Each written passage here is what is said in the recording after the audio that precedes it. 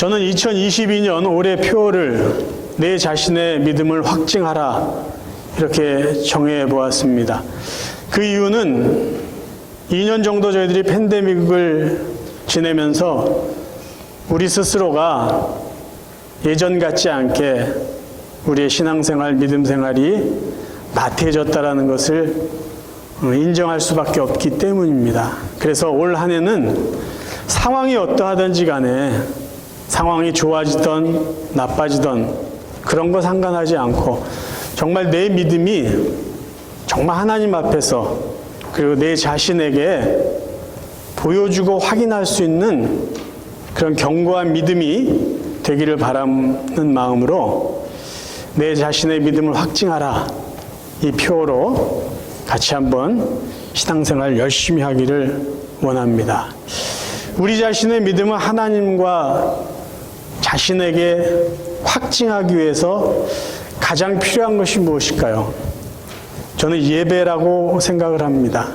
예배는요, 저희들의 신앙생활의 가장 기본 중에 기본입니다. 그래서 예배를 드리지 않고 정해진 주일에 하나님 앞에 예배 드리지 않고 나는 신앙생활 잘합니다. 나는 믿음 있는 사람입니다라고 이야기한다는 것은요, 모순이에요.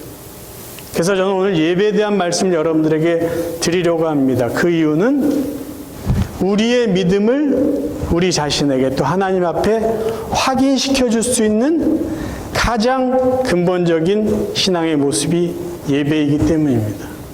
예배를 통해서 우리의 믿음을 확인시켜 드리기 원한다면 우리는 예배에 대한 바른 이해가 있어야 될 것이에요. 예배를 바르게 이해해야 바른 예배를 드릴 수 있기 때문입니다. 자, 그러면 먼저 예배의 정의부터 한번 우리가 정리하고 넘어가기 원합니다. 예배의 대상은 하나님입니다. 그리고 구약성경이나 신약성경의 예배라는 단어의 의미는요, 굴복하다, 엎드리다, 경외하다, 무릎 꿇다. 그러니까 하나님 앞에 이렇게 낮아진다라는 뜻을 갖고 있어요. 그러면 왜 사람 하나 앞에 이렇게 무릎을 꿇고 엎드리고 하나 앞에 낮은 자세로 예배해야 할까요? 적어도 두 가지 이유가 있습니다. 하나님은 창조주이시기 때문이에요. 그러니까 이 세상에 있는 모든 피조물은 창조주 하나님 앞에 영광을 돌려야 될 의무가 있습니다. 그러니까 예배 드려야 되는 첫 번째 가장 근본적인 이유는 창조주이신 그분에게 피조물은 영광을 돌려드려야 된다는 것이에요. 그리고 또 다른 이유는요, 저와 여러분 같이 하나님의 은혜로 구원받은 백성들에게 해당되는 것이에요. 하나님은 우리의 구원자이시기 때문에 구원의 은혜를 받은, 죄 용서 받은 그런 하나님의 자녀들이라면 마땅히 하나님 앞에 감사를 올려드려야 됩니다. 그러니까 저희들은요, 두 가지의 이유가 다 해당돼요. 하나님에 의해서 지음 받았고 하나님의 은혜로 구원 받았기 때문에 하나님 앞에 예배 올려드려야 되는 예배자라는 사실입니다. 저는 그래서 예배의 정의를 이렇게 내려봤어요. 예배는 피조물이 창조주에게 드리는 영광이고 구원받은 자가 구원해 주신 그 하나님 앞에 드리는 감사다. 그러니까 우리는 이 한 해를 하나님 앞에 예배 드림으로 우리의 믿음을 1차적으로 하나님 앞에 확인시켜 드리고 그 예배를 통해서 우리 자신의 믿음을 확증할 수 있다는 것이에요. 그러면 예배의 본질은 무엇일까요? 예배의 핵심은 무엇일까요? 예배의 기본. 저는 신약성경 로마서 12장 1절이 예배에 대해서 가장 좋은 정의, 바른 정의를 하고 있다고 믿습니다. 제가 읽어드릴게요. 그러므로 형제들아, 내가 하나님의 모든 자비하심으로 너희를 권하노니 너희 몸을 하나님이 기뻐하시는 거룩한 산 제물로 드리라. 이는 너희가 드릴 영적 예배니라. 질문을 드리겠습니다. 여기서 예배의 핵심, 본질을 드러내고 있는 두 단어를 여러분 한번 찾아보세요. 어떤 것 같습니까? 그래, 예배가 이거야 라고 데피니션 할 수 있는 두 단어. 저는 하나님이 기뻐하시는 이게 첫 번째고요. 그 다음에 드리는 이게 두 번째 단어라고 생각합니다. 그러니까 하나님, 예배를 받으시는 하나님은 기뻐하실 예배를 받기 원하세요. 하나님이 기뻐하신 게 예배의 본질 첫 번째고요. 두 번째는 예배를 드리는 사람은 그분께 드려야 된다는 거예요. 바쳐야 된다는 것이죠. 그러니까 이 두 가지가 빠지면은 그건 예배가 될 수 없다라는 것입니다. 예배는 하나님이 기쁘게 받으시는 게 예배라는 것이에요. 저는 온라인 예배로 인해서 변질되어 가고 있는 예배의 본질을 잠깐 여러분과 나누려고 합니다. 예배의 본질이 변질된다는 건요, 예배의 위기면서 동시에 신앙생활, 믿음의 위기입니다. 온라인 예배 때문에 변질되고 있는 신앙의 본질은 뭐냐 하면 예배의 주체와 객체가 바뀌어가고 있다는 것이에요. 예배의 주체는 하나님이죠. 당연히 받으시는 그분이 하나님이기 때문에. 그럼 예배의 객체, 예배 드리는 사람은 말 그대로 피조물 구원받은 자예요. 그러니까 사람은 예배 주체가 될 수가 없습니다. 주체와 객체가 바뀌면서 나타나는 부작용이 뭐냐 하면 드려져야 되는 예배를 보는 예배, 구경하는 예배, 평가하는 예배가 되어진다는 거예요. 누가요? 예배를 드려야 되는 사람이 감히 예배를 구경하고 보고 평가하게 된다는 것이에요. 하나님은 이스라엘 백성들에게 제사, 우리식으로 표현하면 예배를 어떤 예배를 원하시는지를 그분이 직접 말씀해 주셨어요. 첫 번째 예를 들면 번제예요. 레위기 1장 1절부터 읽어드릴게요. 여호와께서 회막에서 모세를 부르시고 그에게 말씀하여 이르시되 이스라엘 자손에게 말하여 이르라 너희 중에 누구든지 여호와께 예물을 드리려거든 가축 중에서 소나 양으로 예물을 드릴지니라. 이 예물이 소의 번제이면 흠 없는 수컷으로 회막문에서 여호와 앞에 기쁘게 받으시도록 드릴지니라. 기쁘시게 받을 예배, 제사를 드리라는 거예요. 동물이면 동물, 어떤 제물을 바치든지 내가 기쁘게 받을 걸 드리라는 거예요. 하나님이 그렇게 말씀하셨어요. 또요, 소제, 곡식으로 드리는 제사인데요. 레위기 2장입니다. 누구든지 여호와께 곡식 제물을 바치는 사람은 고운 가루로 바쳐라. 제물을 바치는 사람은 가루 위에 올리브 그림을 붓고 향을 얹어라. 그런 다음에 그것을 아론의 자손인 제사장에게 가져가거라. 제사장은 기름과 섞인 고운 가루 한 줌과 모든 향을 집어서 그 제물 전체를 여호와께 바쳤다는 표시로 그것을 제단 위에서 태워라. 그것은 화제이며 그 냄새가 여호와를 기쁘시게 한다. 기쁘시게 한다라는 거예요. 그러니까 하나님이 그렇게 말씀하신 게 이렇게 제사를 드려. 그래야 내가 기뻐. 한 가지 더 볼까요? 화목제, 레위기 3장. 누구든지 화목제물로 소를 바치려면 수컷이든 암컷이든 흠이 없는 것이라야 한다. 제사장인 아론의 아들들은 그것을 번제단 장작불 위에 놓인 번제물과 함께 올려놓고 불살라라. 이것이 불살라 그 타오르는 향기로 주를 기쁘게 드리는 제사이다. 하나님이 원하시는 것은요, 제물 그 자체에도 있지만 하나님이 기쁘시게 받는 거예요. 기쁘시게 받지 않으면 제사가 아니에요. 조금 전에 말씀드렸죠. 예배의 본질은 하나님이 기쁘시게 받는 거예요. 하나님이 기뻐하실 것을 드리는 겁니다. 근데 이것을 하나님이 구체적으로 이야기해 주셨어요. 나는 이것을 바치고 이것을 태울 때 나는 그것을 기뻐해. 너희들이 드릴 제사 예배는 그런 거야. 그런데요, 저희가 온라인 예배 잠깐 다시 이야기를 하면, 온라인 예배는요, 우리가 스마트폰을 보던 뭐 TV를 통해서 보던 드려지는 행위가 없습니다. 구경을 해요. 보고 판단을 해요. 심지어 이 교회 저 교회를 찾아서 내가 듣기 좋은 설교를 듣고 보고 평가까지 합니다. 그래야 될 위치에 있는 사람이요, 앉아서 구경을 합니다. 판단을 해요. 예배의 주체가 누굽니까 도대체? 제가 종종 말씀드리잖아요. 좋은 예배의 기준은 어디 있죠?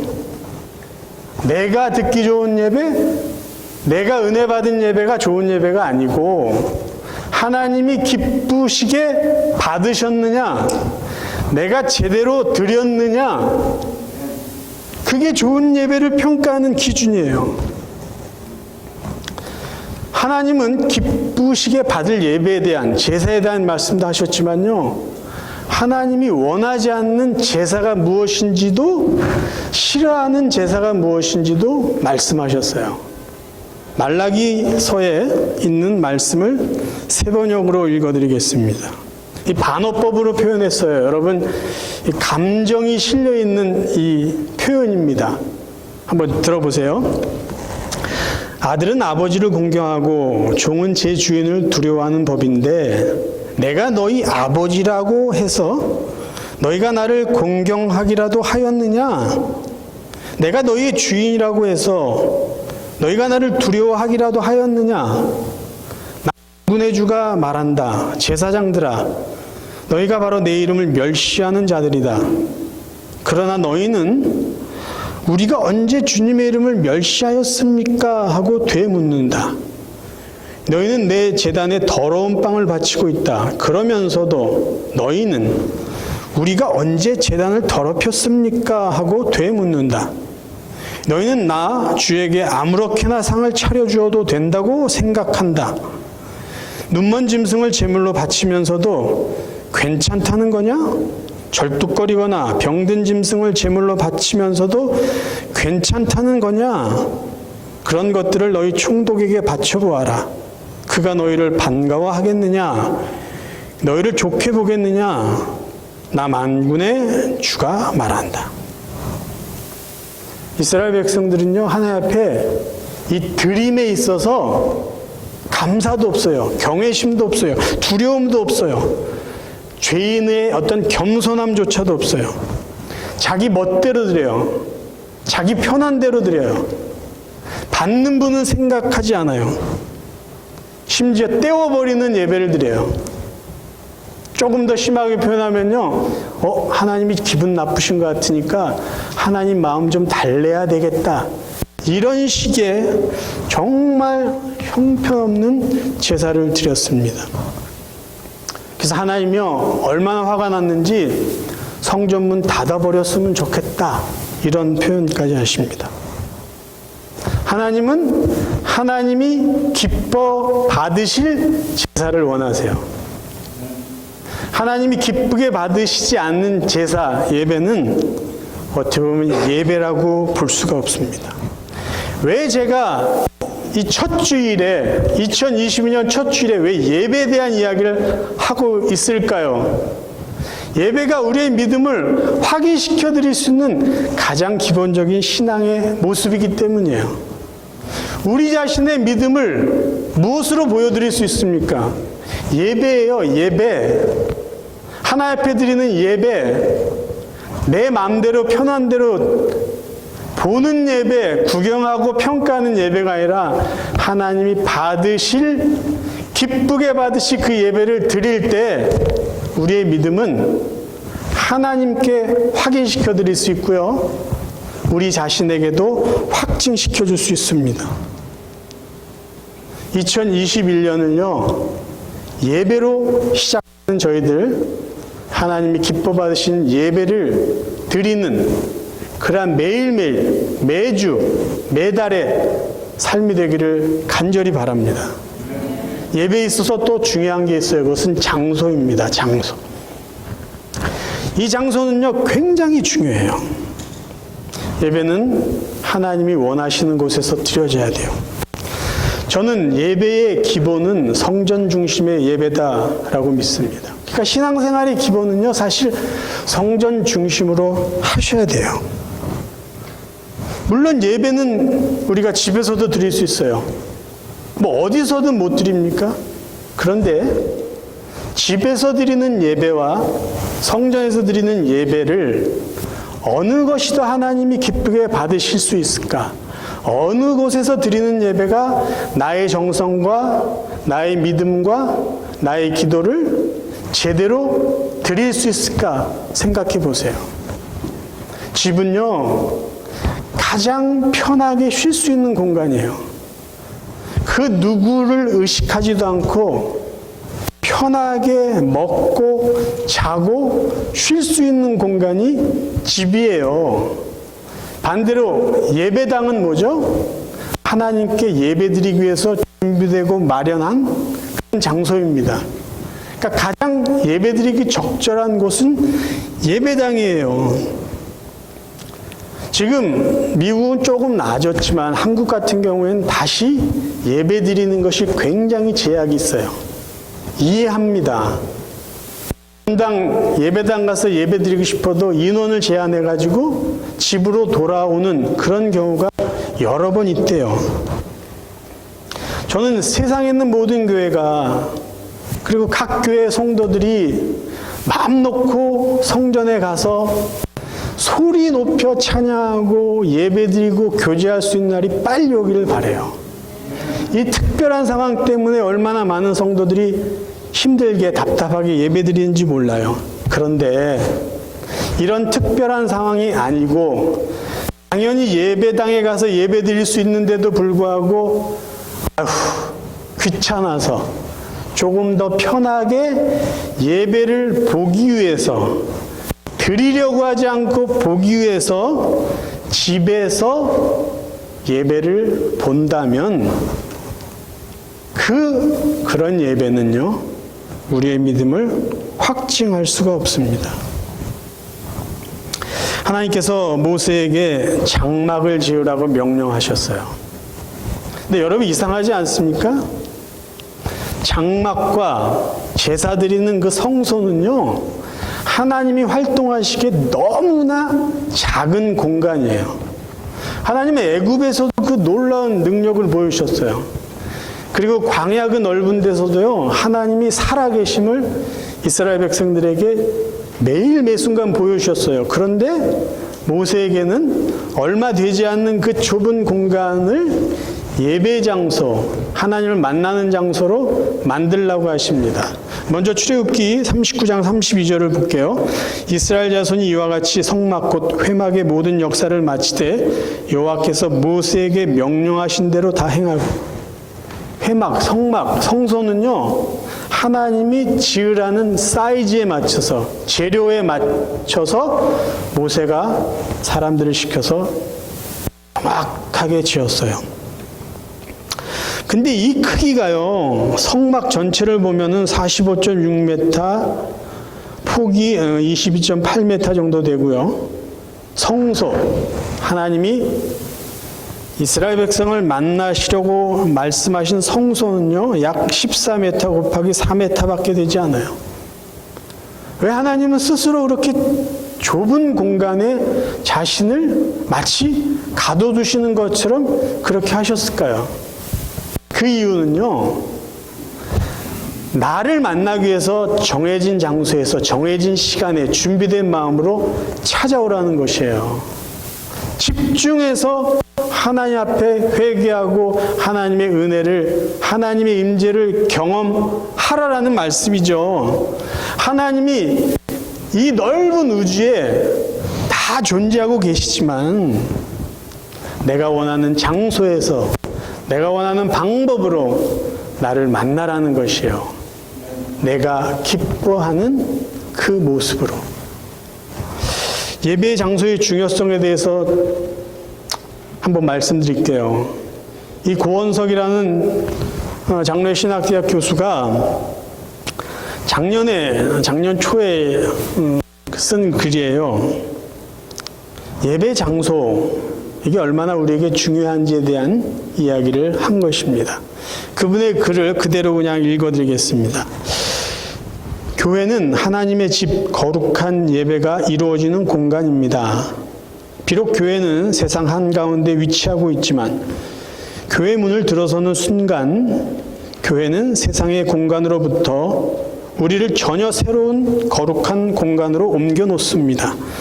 그리고 그 거룩한 공간에서 예배를 드리게 됩니다. 그런 점에서 교회 예배당은 세상 사람과 사람들을 분리시켜 하나님의 앞으로 서도록 하는 전이 공간입니다. 이 공간의 전이를 통해 우리는 하나님의 임재를 느끼며 그 임재 속에서 예배를 드리게 됩니다. 코로나 바이러스 19로 인하여 대부분의 그리스도인들처럼 저도 역시 한동안 디아스포라 예배를 드렸습니다. 교회 예배당에서 드리는 예배를 가정 예배나 온라인 영상 예배로 대치하였습니다. 하지만 디아스포라 예배를 드리는 저는 평소에 드렸던 교회 예배당의 예배와는 사뭇 다른 예배 분위기를 실감할 수 있었습니다. 그 이유는 교회 예배당만이 가지고 있는 거룩함 속으로 우리를 전이시키는 공간 경험이 부재했기 때문입니다. 그러니까 이 예배당, 교회 건물이 그렇게 대단한 게 아닐 수 있지만 우리가 예배당에 들어옴으로 하나님의 임재 장소로 전이 공간으로 들어간다는 것이에요. 그러니까 그런 영적인 의미가 있다라는 것이죠. 그래서 우리가 예배당에 와서 예배를 드린다는 것은요, 하나님을 더 가까이, 하나님의 임재하심을 느끼고 거룩한 그 분위기 속에서 하나님께 집중해서 예배드릴 수 있다라는 것이에요. 그래서 예배당에서 드리는 예배가 바로 우리에게도 유익이 되고 하나님도 기쁘게 받으신다라는 말씀입니다. 저는 마지막으로 여러분들에게 이 예배실이 여러분들에게 퀘렌시아가 되기를 도전하고 싶어요. 퀘렌시아란 말은 뭐냐면요, 그 스페인어로 피난처, 안식처라는 뜻이에요. 자, 유시아라는 저자가 쓴 책에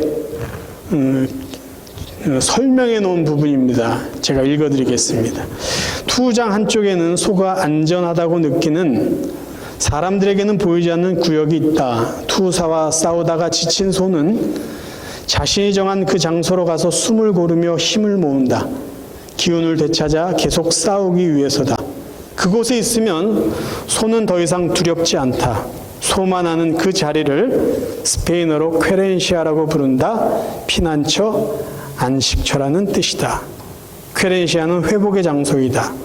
세상의 위험으로부터 자신이 안전하다고 느끼는 곳, 힘들고 지쳤을 때 기운을 얻는 곳, 본연의 자기 자신에 가장 가까워지는 곳이다. 안전하고 평화로운 나만의 작은 영역이다. 저는 여러분들이 이 예배실에 와서 예배를 드리면서 하나님의 임재를 경험하고 하나님 앞에 예배를 드림으로 그런 은혜, 믿음을 확증하는 시간을 가질 뿐만 아니라 여러분이 예배실에 와서 영적으로 재충전받고 여러분의 낙심된 그 마음에 새 힘을 얻고 소망을 얻고 영적으로 육적으로 정말 새로워지는 그런 은혜가 있는 장소가 되기를 원해요.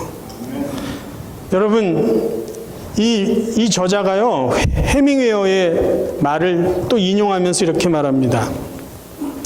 소는 퀘렌시아에 있을 때 말할 수 없이 강해져서 쓰러뜨리는 것이 불가능하다. 그래서 투사가 소와 싸워서 이기려면요, 소만 하는 퀘렌시아로 가지 못하게 막기만 하면 투사는 반드시 그걸 이길 수 있다는 것이에요. 반대로 소는 투사가 가로막는 자기가 가서 회복할 퀘렌시아로 가기만 하면 그 싸움에선 소가 이긴다는 거예요. 그럼 여러분, 뭔가 이렇게 떠오르는 생각이 없어요? 우리가 그래도 영적인 삶을 사는 사람들인데 사단이, 우리의 원수 사단이 계속해서 우리에게 시비 걸고 시험하는 것들이 있을 거 아니에요. 흔들어 놓는 게 있을 거 아니에요. 무엇을 흔들어 놓을까요? 자기애들이 우리를 넉넉히 이기기 위해서 우리가 하나님을 만나는 그 자리에 가는 것을 사단은 계속해서 방해하고 있다는 것이에요. 왜? 우리가 그 자리에 가면 하나님의 은혜로 사단을 물리치고 승리할 것을 사단이 더 잘 알고 있기 때문이에요. 그러니까 우리는 이 자리에 더 열심히 나오셔야 되는 거예요. 이 자리에 나오셔서 하나님 주신 은혜와 영적인 충전, 회복, 세임을 얻으시면은 올 한 해 영적으로 늘 승리할 수 있을 줄 믿습니다. 베드로전서 5장 8절, 정신을 바짝 차리고 항상 깨어 있으십시오. 여러분의 원수 마귀가 으르렁거리는 사자처럼 먹잇감을 찾아 두루 돌아다니고 있습니다. 그래도 상관없어요. 예배 자리에 나오면 이것이 우리의 쾌레인시아가 된다면 아무리 원수 마귀가 으르렁거리고 우리를 잡아먹으려 한다 할지라도 우리는 괜찮다라는 것이에요. 하나님이 함께 하시기 때문입니다.